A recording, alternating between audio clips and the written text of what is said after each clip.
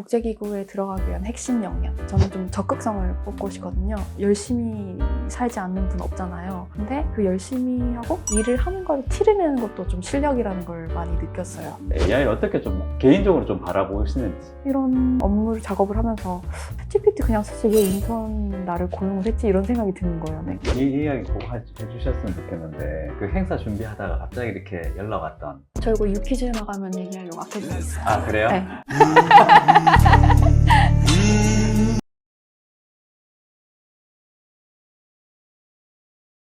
이게 아까 드렸던 질문이랑 사실 맥락이 비슷할 것 같은데 특히나 이제 다음에 오시는 분들한테 물어보겠지만은 취업 준비하시는 분들이 어떻게 보면 네트워킹이 되게 중요하잖아요. 근데 국제기구를 진출을 하려면 사실 국제기구에 이미 근무하고 계시는 분들이나 보통 한국에서 취준하시는 분들 보면 뭐 카카오 단톡방이나 이런 거 많이 쓰시고 특히나 한국에 계신 분들이 해외에 있는 그런 국제기구 준비하는 그 커뮤니티 사이트 따로 있나요? 그리고 고유엔이라고 이제 고유엔, 유엔에 가다 고유엔. 라는 카페가 있는데요. 직관적이네요. 네.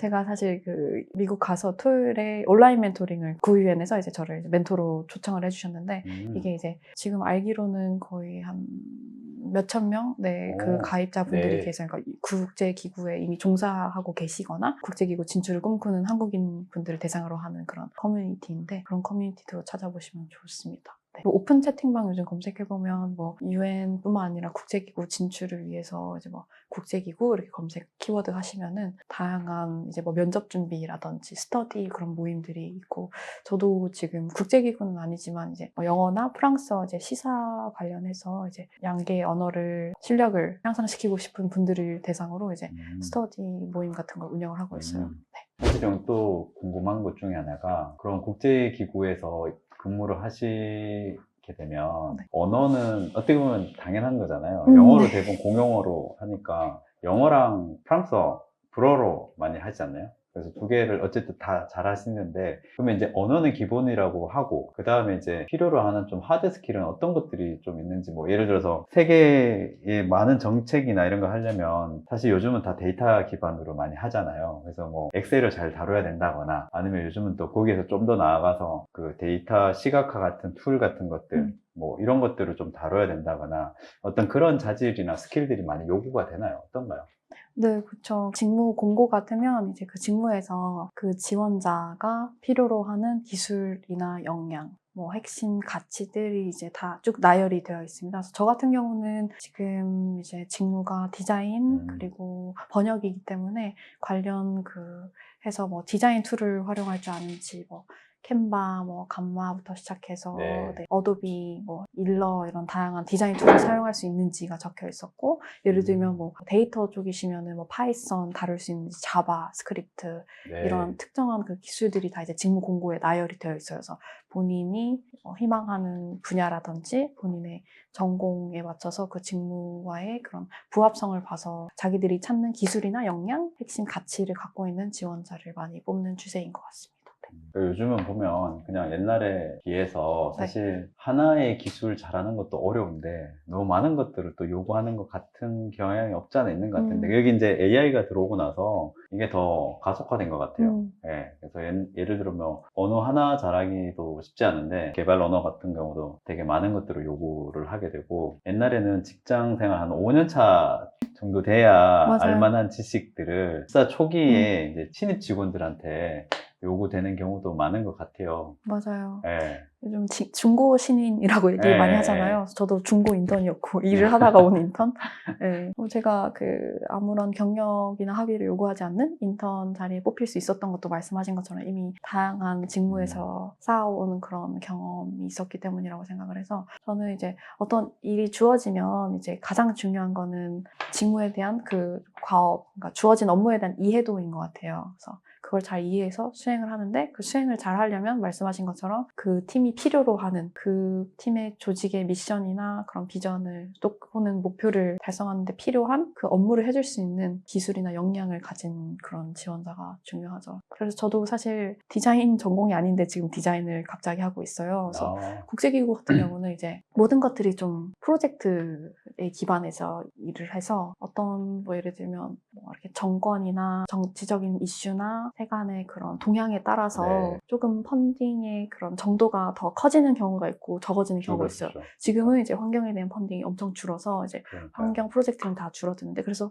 저도 이제 경제사회국이라는 이제 유엔 사무국으로 가는데, 지금은 디자인과 번역을 하고 있지만 이제는 더 이상 디자인과 번역을 하지 않고 전혀 다른 업무를 하게 됐어요. 그런 것처럼 이런 국제기구의 그런 재정적인 상황에 따라서 팀이 있다가 없어질 수 있고, 내가 했던 일의 그런 직무나 직책이 완전히 변경될 수 있고, 그래서 예측 불허한 상황들이 많기 때문에 말씀하신 것처럼 세상은 다재다능한, 뭐든지 다 잘할 수 있는 그런 만능 엔터테이너를 그쵸. 원한다라고 하는 게, 워낙 세상은 빠르게 변화하고 당장 내일 어떤 일이 벌어질지 모르기 때문에 항상, 그리고 어떤 업무가 주어질지 모르기 때문에 늘 좀 준비된 마음을 가지고 새로운 지식을 좀 확장을 하고 새로운 분야에 있어서 나의 기술이나 그런 역량을 계속 좀 강화해 나가는 그런 마음가짐을 가지면 국제기구에서 일할 때 갑자기 내 일자리가 없어진다든지 내가 투입되었던 프로젝트가 중단이 된다고 하더라도 좀 즐겁게 일할 수 있는 것 같아요. 어떻게 보면은 평소에 또 그런 것들이 바뀌었을 때 네. 또 시간이 지나서 또 얘기하실 수도 있겠지만은 평소에 다른 사람들이 내가 뭘 잘하고 있는지를 좀 보여주는 것도 사실은 저 친구는 디자인을 잘해, 저 친구는 뭐 문서 정리를 잘해, 저 친구는 데이터 분석을 잘해. 본인 업무 본캐가 있을 거고 업무를 하다 맞아요. 보면 본캐가 있고 부캐가 있잖아요. 보면 그런 것들을 보여줄 수 있는 기회들이 좀 많나요? 뭐 예를 들어서 동료들한테 내가 오늘은 이걸 공부를 했는데 한번 알려주고 싶다, 친구들한테. 그것도 있어요. 질문 중에 하나가 뭐였냐면, 아까 뭐 국제기구에 들어가기 위한 핵심 역량, 그쵸? 어떤 게 가장 중요한지, 어떠한 뭐 태도나 마음가짐을 갖춰야 되는지라고 하는데, 저는 좀 적극성을 뽑고 싶거든요. 우리나라 국민분들은 이제 되게 부지런하고 열심히 살지 않는 분 없잖아요. 근데 그 열심히 하고 일을 하는 걸 티를 내는 것도 좀 실력이라는 걸 많이 느꼈어요. 저도 이제 하나의 일화가, 이제 제 인턴 중에 하나가 이제 어떤 특정한 국가에서 온 친구가 있었는데, 저는 이제 업무를 같이 했었으니까 그 친구의 영어 실력이 어느 정도인지 전 알고 있잖아요. 근데 이제 어느 날 그 친구의 링크드인을 봤는데 본인의 영어 실력이 원어민이라고 등록을 해놨더라고요. 그래서 마음에 손을 얹고 생각했을 때, 저도 이제 유학을 하긴 했지만 저는 원어민이라고 등록을 해놓지 않거든요. 근데도 저렇게 자신감을 갖고 본인이 실력이 그 정도라고 얘기를 했는데, 근데 그런 것들이 이제 유엔에서는 굉장히 잘 먹히더라고요. 그러니까 내가 아무리 이 업무를 누구보다 잘 이해하고 뭐 팀이나 조직이 달성하고자 하는 목표를 이루기 위한 핵심 역량을 내가 갖추고 있다고 하더라도 이거를 내가 널리 공표하지 않으면 아무도 몰라요. 그래서 자기 홍보를 하고 나의 강점을 적극적으로 어필해서 나 이거 잘해, 저거 잘해. 회의일 때도 네네. 나 그거 해봤어. 이전 직무에서 비슷한 거 해봤는데 나 엄청 성공적인 결과를 갖고 왔어. 그러니까 나 시켜줘. 내가 잘할 수 있어라고 적극적으로 나의 강점을 좀 어필을 하고, 그리고 어떻게 보면 과장일 수 있지만 다르게 표현한다면, 아무리 내가 거기에 필요한 기술이나 역량을 갖고 똑같은 비슷한 업무를 수행하는 데 필수적인 경험을 해봤다고 하더라도 이거를 내가 예쁘게 포장하는 법. 그래서 남들이 알아주게끔 만드는 게 되게 맞아요. 그걸 필요하죠. 예쁘게 잘 포장하는 네. 연습을 해두면 도움이 많이 되더라고요. 예전에 저는 이제 엔지니어였기 때문에 그런 거가 되게 뭔가 아부한다고 생각이 되고 맞아요. 저 사람 너무 정치적인데? 회사에서라는 생각들이 되게 많았거든요. 지금 돌아보면 왜 나는 그렇게 자기가 한 거에 대해서 다른 사람들이 알려주고, 사실은 내가 일을 해서 뭔가 결과물을 만들어도 이게 다른 사람들이 알고 이걸 내가 한 걸 써야지 사실 이게 빛나는 건데, 맞아요. 그냥 뭐 어디다가 적어놨다고 해서 이게 사람들이 알아주는 게 아니잖아요. 그러니까 그런 훈련이 사실 거의 안 돼 있는 것 같아요. 저도 그랬고 뭐 많은 친구들을 이렇게 보면 진짜. 그리고 우리나라 문화 특성상 이제 겸손이 미덕이다, 너무 좀 이렇게 자기 자신을 드러내면 저 친구 왜 저래, 왜 이렇게 튀려고 하지, 좋게 보는 경향은 없잖아요. 근데 그렇죠. 유엔 같은 경우는 계속 자신의 장점을 발견을 해서 그걸 극대화시켜주고, 또 진짜 자주 볼 수 있는 게, 이제 유엔에서는 맨날 어떤 업무를 하면 자기가 혼자 그 크레딧을 다 가져가는 게 아니라 그 공을 남에게로 돌려요. 예를 들면 오늘 행사를 성공적으로 기획했습니다. 디자인 도와준 누구누구 고마워요. 아예 그렇게 맞아요. 얘기를 해요. 촬영을 도와준 누구누구 고맙습니다. 이렇게 한 명 한 명 이렇게 호명을 해주고 그에 대한 감사함을 표현하기 때문에 그 도와준 사람 입장에서 굉장히 뿌듯하고, 또 각자 뭘 잘할 수 있는지 그 장점을 잘 발견하는 데 도움되고 또 팀원으로서는 다른 팀원의 그런 장점을 발견을 해서 좀 그쵸. 그거를 최대한 이끌어주는 게 그게 진정한 좀 팀워크라는 거를 네, 깨닫고 있습니다. 사실 어제 제가 네. 그 유발 하라리 아. 강연을 갔다 왔거든요. 어제 주제가 AI 시대에 대한 인간에 대한 고찰 뭐 이런 주제였어요. 그래서 우리가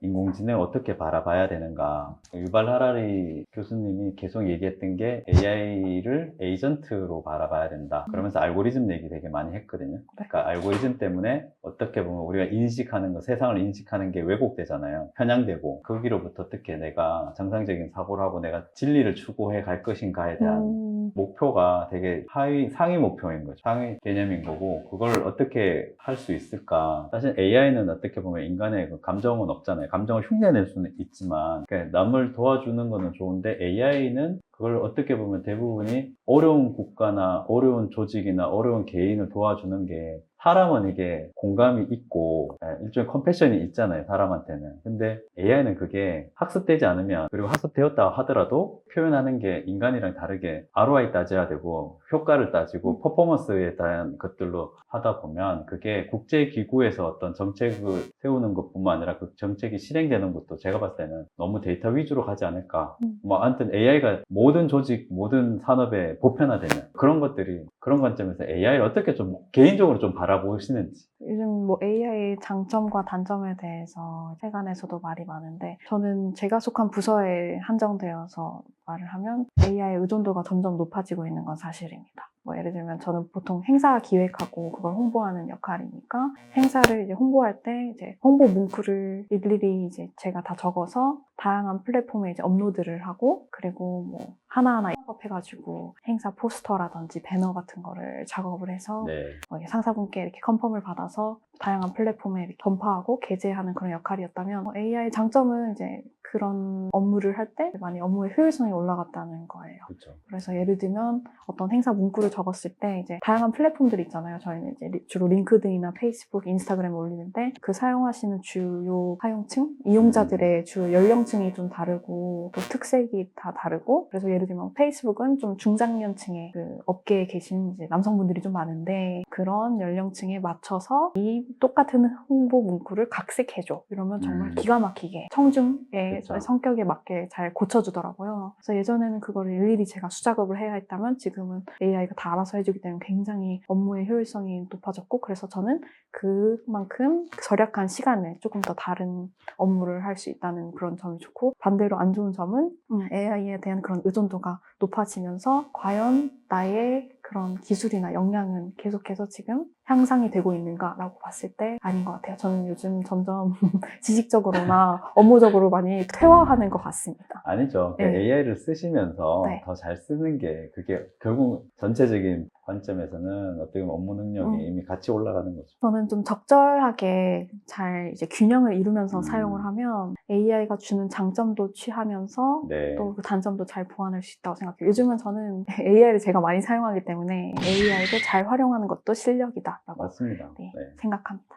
AI를 우리가 뭐 너무나 거부할 필요도 없고, 그렇다고 AI를 너무 또 신봉할 필요도 없고, 어제 강연에서 유발 하라리 교수님이 얘기했던 게 되게 인상 깊었던 중에 하나가 종교 지도자들에 대한 이야기들을 하더라고요. 그리고 종교 그 자체에도 이야기를 하더라고요. 성경을 더 잘 알고 있는 게 결국은 사람보다는 이제는 AI가 됐고 수많은 추석책을 얘가 인식을 하고 이해를 하고 있잖아요. 그러면은 종교 지도자, 예를 들어 목사님이나 신부님의 역할은 어떻게 되는 걸까?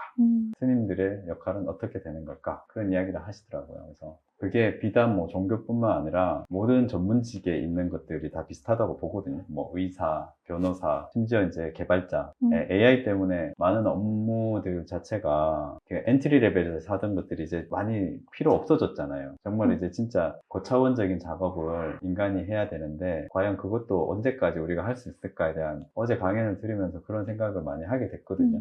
비슷한 것 같네요. 요즘 이제 늘 생각하는 게 대체 불가한 인력이 되자가 저의 약간 요즘 목표가 되었는데, 왜냐면 그 인턴으로 이제 UN 인턴으로 일을 하면서 이제 저희는 커뮤니케이션 쪽에 있다 보니까 아예 적극 권장을 하세요. AI 활용을. 그래서 뭐 챗GPT 프리미엄 계정이 아예 팀 계정이 있고 퍼플렉시티 뭐 아니면 챗GPT와 스트로베리 요즘 딥시크까지 네. 안 사용하는 AI가 없어요. 이런 업무를 작업을 하면서 챗GPT 그냥 쓰지 왜 인턴 나를 고용을 했지 이런 생각이 드는 거예요. 근데 생각을 해보니까 아 이런 프롬프트를 입력하고 이 챗GPT의 결과를 도출해서 그걸 정리해주고 한 번에 그 필터링, 정제화하는 그쵸. 작업을 할 수 있는 인력이 필요해서 인턴이 네. 나를 고용을 했구나라고 생각을 했어요. 물론 말씀하신 것처럼 요즘 많은 직업들이 이제 AI에 의해서 대체가 되겠지만 그러기 위해서는 AI가 할 수 없는 것 중에 내가 기여할 수 있는 부분이 무엇인가를 끊임없이 고찰을 하면서 말씀하신 것처럼 내가 좀 잘하는 특화된 그런 분야를 발견해서 그걸 계속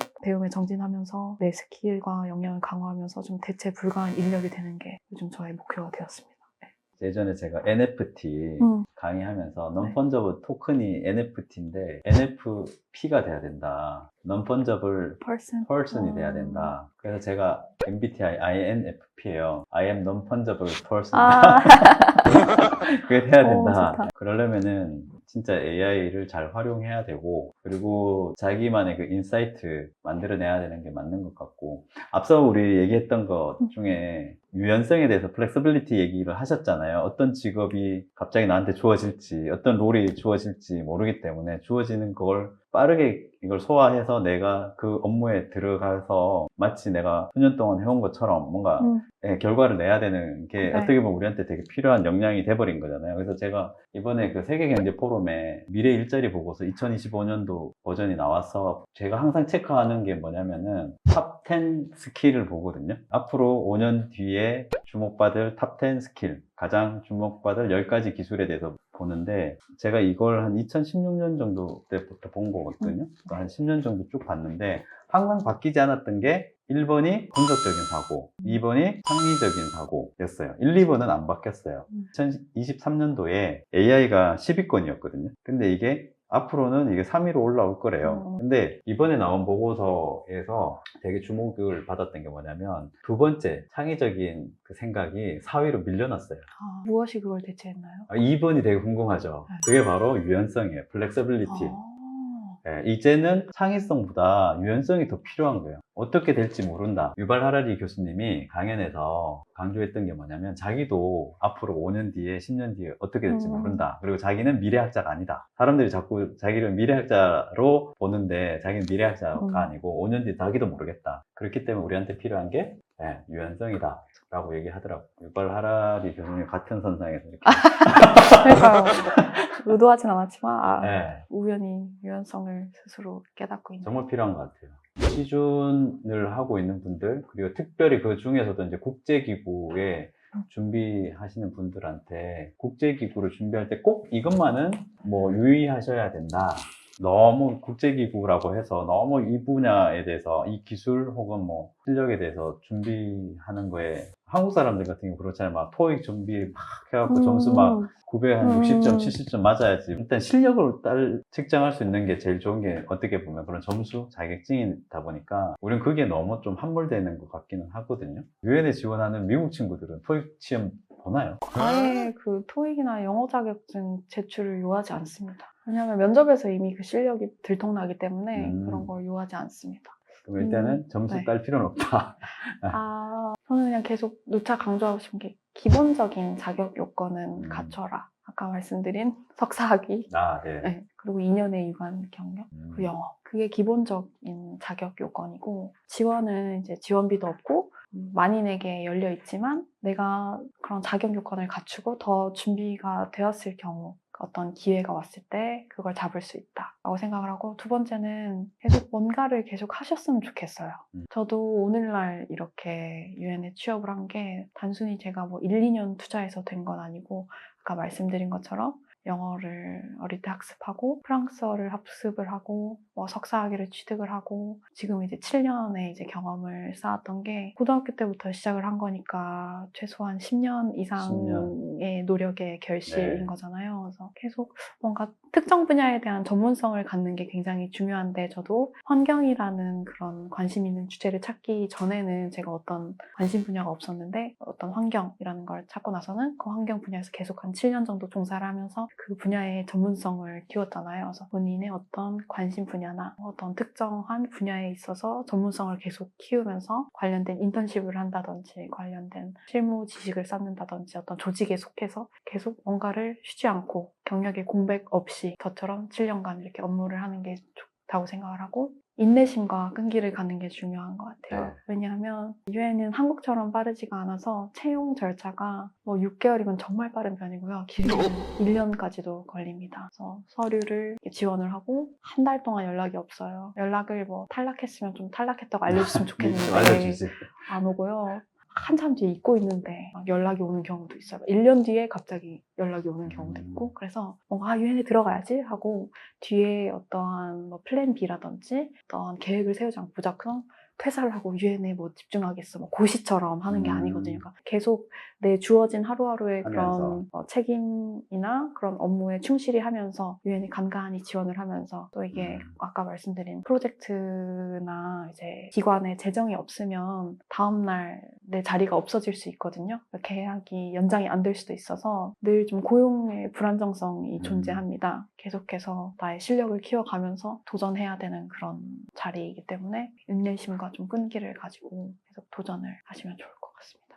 네. 이 이야기 꼭 해주셨으면 좋겠는데 지난번에 그 행사 준비하다가 갑자기 이렇게 연락 왔던. 저 이거 유퀴즈 나가면 얘기하려고 아껴두고 있어요. 아, 그래요? 네. 국제기구에서 일하실 때 정말 뜻하지 않은 상황에서 아, 내가 이렇게 열심히 하는 상황 가운데 내가 원하는 것들을 얻을 수 있구나 라고 뭐 경험했던 에피소드 혹시 하나 있으세요? 네. 저는 아직까지도 회자되는 그런 경험이자 네. 기억이 유엔 인턴을 하면서 아까 말씀드린 한국에서 이미 4년 정도 4년 근무를 하시고. 하고 초심으로 돌아가서 네네. 이제 인턴의 입장에서 일을 했잖아요. 그래서 인턴십이 보통 6개월까지만 가능한데 이제 거의 6개월의 인턴십이 끝나가던 시점이었어요. 그래서 저는 불안하죠. 이제 나이는 점점 들고 이 인턴십이 끝나면 나는 한국에 돌아가야 다시 가야 되는데 되니까. 지금 정해진 것도 없고 다시 취준을 해야 되나 그래서 굉장히 막막하고 절실한 그런 순간들이었어요. 그래서 저는 처음에 가자마자 이제 그 유엔 본이 유엔 캠퍼스가 있어요. 그래서 26개의 유엔 기관들이 이렇게 모여 있는 유엔 캠퍼스인데 저는 거의 모든 기관의 첫날 문을 두드리면서 안녕하세요. 저 한국에서 온 누군데요. 막 저는 이러이러한 뭐 공부를 했고 이런 배경, 이러한 경험들을 했어요. 저 이제 인턴십 언제부터 언제까지인데 혹시 좋은 일자리 있으면 좀 소개시켜 주세요. 그리고 혹시 당신은 어떻게 이렇게 유엔에 입사를 하게 됐는지 그 비결을 좀 저한테 나눠주실 수 있어요? 초코파이 하나씩 주면서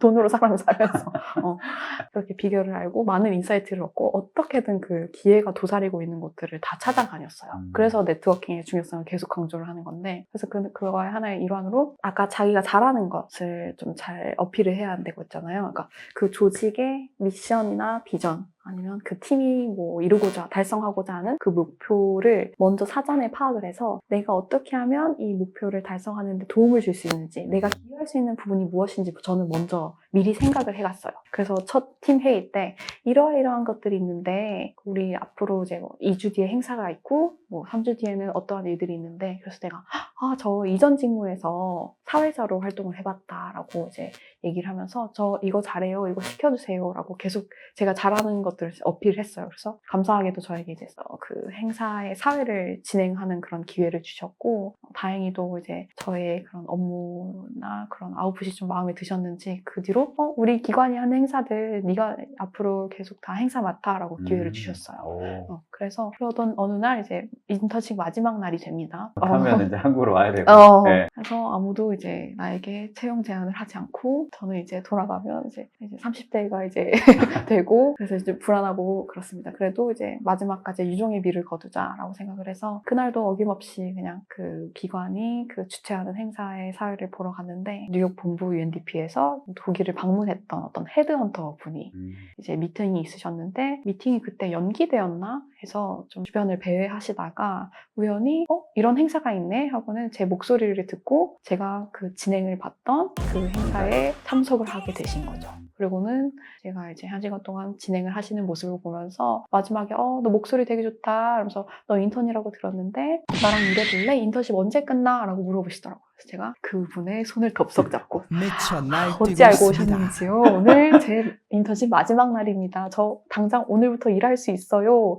라고 얘기를 드렸죠. 그랬더니 저한테 명함을 이렇게 주시면서 근데 내가 2시간 뒤에 뉴욕으로 돌아가는 비행기를 타야 돼서 지금 급하게 가야 되니까 나중에 연락할게 하고 호련히 사라지셨어요. 그래서 그렇게 해서 저는 UNDP 뉴욕 본부에서 채용 제안을 받았고 놀랍게도 그날 동시에 그 제가 인턴십을 했던 그 독일분의 유엔 사막화 방지 협약에서도 저에게 채용 제안을 해주셔서 네, 2개 중에 아까 말씀드린 UNDP 우리 한국을 원조해주고 도와줬던 늘 감사한 마음을 갖고 있던 UNDP에 합류하게 되었습니다. 네. 되게 드라마틱한. 그래서 이런 거 보면 성윤 이야기를 들으면서 삶의 그 매 순간순간의 여정인데 그 순간에 최선을 다하는 사람이 결국은 자기가 원하는 꿈을 만들어가는 것 같거든요. 네, 자기 비전이라는 게 누가 도와주는 것도 있겠지만은 자기가 그 시간에 최선을 다하는 게 사실은 어떻게 보면 가장 현명한 자기 꿈을 만들어가는 방법 아닌가. 그럼 저는 그 자리에서 제가 용기 있게 제가 한번 해볼게요. 저 사회 진행 맡아주세요 라고 적극적으로 저의 강점을 네. 어필하거나 기회를 달라고 요청하지 않았다면 제가 그날 그 행사장에 사회자가 아니었을 거고 그분이 오셨겠지만 행사 사회자는 그쵸. 다른 사람이었겠죠. 그래서 그 취업의 기회가 저에게 오지 않았을 거라고 생각하고 그래서 좀 헛된 경험은 없는 것 같아요. 뭐든 좀 열심히 하고 작은 일이어도 좀 최선을 다하면 언젠가는 그 노력을 알아주는 귀인이 나타나는 것 같습니다. 그러니까 인턴 마지막 날에 그분이 나올 걸로 뭐 기대하고 게 아니잖아요. 전혀 네. 몰랐습니다. 그래서 그렇게 열심히 하다 보면 언젠가 기회는 오는데 근데 그 기회가 왔을 때 잡을 수 있는 것 같아요. 내가 준비가 되어 있다면. 그렇죠. 네. 이 영상 보시는 많은 취준생분도 있으실 거고 이직 준비하시는 분들도 있을 건데 네. 삶의 순간순간에 그 최선을 다하는 게 얼마나 중요한지 저도 비슷한 것 같거든요. 저도 그냥 열심히 하다가 보니까 어느 순간 기회가 왔고 그 순간순간 그냥 기회가 있을 때 시도했을 때 뭔가 다음 이직이 되거나 뭐 했던 것 같기는 해요. 그래서 요령은 없는 것 같습니다, 인생에. 네, 요령이 있어가지고 잘 되는 경우는 오래 가는 경우도 생각보다 많지는 않은 것 같고. 맞는 말씀입니다. 국제기구뿐만 아니라 이제 해외 나가시는 분들도 있잖아요. 사실 국제기구 가고 싶은 이유가 해외 나가고 싶은 게 되게 많거든요, 사람들이. 저도 그랬었고, 굳이 한국에서 해도 되지만, 그래도 한번 해외 나가서 일하고 싶으면 동경이라는 게 있잖아요. 그래서 오늘 전체적으로 우리 같이 이야기하면서 저도 되게 많은 인사이트 얻었고, 꼭 해외나 아니면 지금 꿈을 향해서 달려가시는 분들한테 이거는 꼭 아셨으면 좋겠다 하는 거 한마디 한번 해주시죠.